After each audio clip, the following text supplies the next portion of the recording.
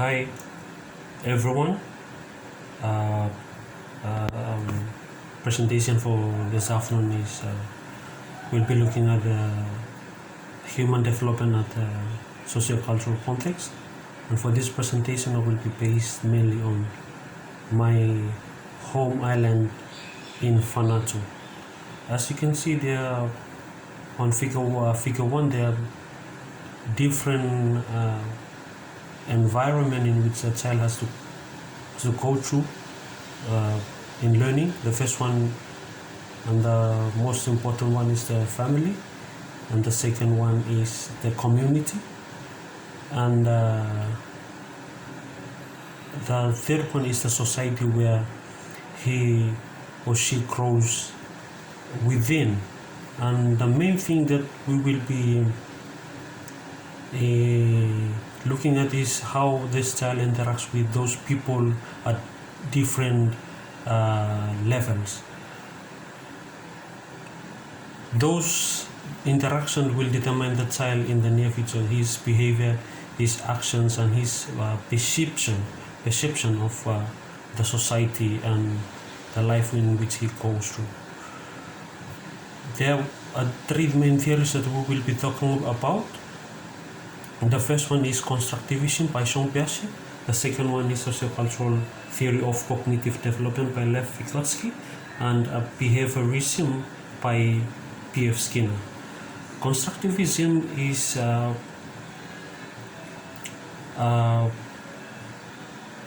constructing your own knowledge by experience. And there are two main concepts about this theory. Is the first one is accommodation, and the second one is assimilation. Now, accommodation is when you are adjusting your mind into you are adjusting your new experience into your mind that is readily available to absorb knowledge. And assimilation is like making an adjustment to your new adjustment of the new experience into the old experience. Moving on to slide 4, the sociocultural theory of cognitive development by Lev Vygotsky identifies three main concepts: the cultural impact, the language impact, and zone of proximal development. In cultural impact, we look at the child from postnatal or from 2 years upwards, and in this, like I've mentioned in the first second slide, the family teaches the child about the family behavior, household beliefs and rules and manners, as the child has to adjust to the private standard of which the society accepts. Second one is language. The second thing that has to be acquired by a child, and there are three stages of this speech development. First one is social speech. Second one is the private speech, and the lastly is the inner speech. The next concept of sociocultural theory is zone of proximal development. This actually happens when the child could not learn by themselves. They had to depend on an instructor or a parent or a teacher in order to help or assist him or her to be able to do something. Slide 5. Another theory, which is behaviorism, mainly initiated by B.F. Skinner. It emphasizes on the learning supports that helps provide learning for the children. Now, there are two main components of this theory.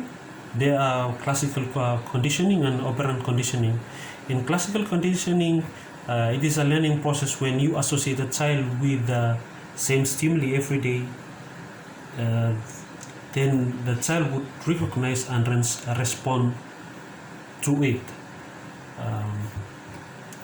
In operant conditioning, it is mainly to do with the reward, and that reward has to be reinforced by two things. The first one is positive reinforcement, and the second one is punishment. Positive reinforcement is when you award the child for the newly good behavior, and punishment is when you want to decrease an undesired behavior by applying positive punishment. Slide 6. Child development in Pentecost is based on gender-based. That is, we're looking at the human development in my cultural context, and I would say that it is mainly based on the learning is gender-based, because young boys has to follow their father in order for their father to teach them to do men's work or masculine work, and young girls has to follow their mother in order to learn how to do women's work in my community.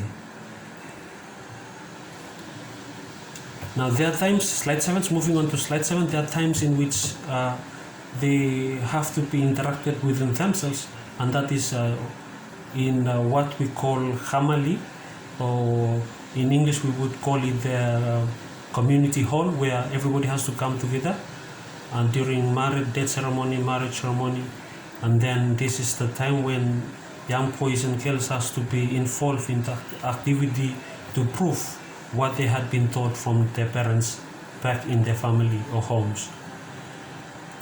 In slide 8, we're looking at the social institution, another social institution that affects the development of learning in my community, which is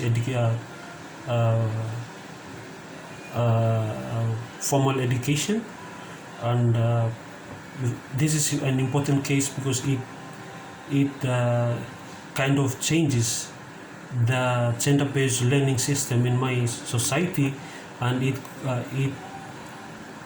doesn't apply the rule of societal structure into the learning system, but it combines both of male and female, and to break that barrier of gender-based learning, which is usually happens in my society. And the current perspective that I would like to look at is on the human development on Piaget's stages of development from sensory motor. It described the crawling and testing of object to the baby's mouth. In the pre-operational stage, a symbolic representation could be able to differentiate things.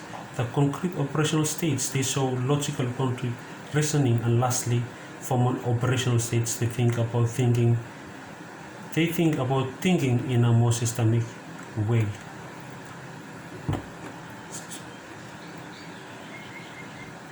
In slide 10, in doing so, Jean Piaget developed systemic devices through his research that help us understand his concept in a more broader sense. Those are such words as schemas, assimilation, accommodation, and equilibrium are formulated to better understand how learning is acquired in a stage of development.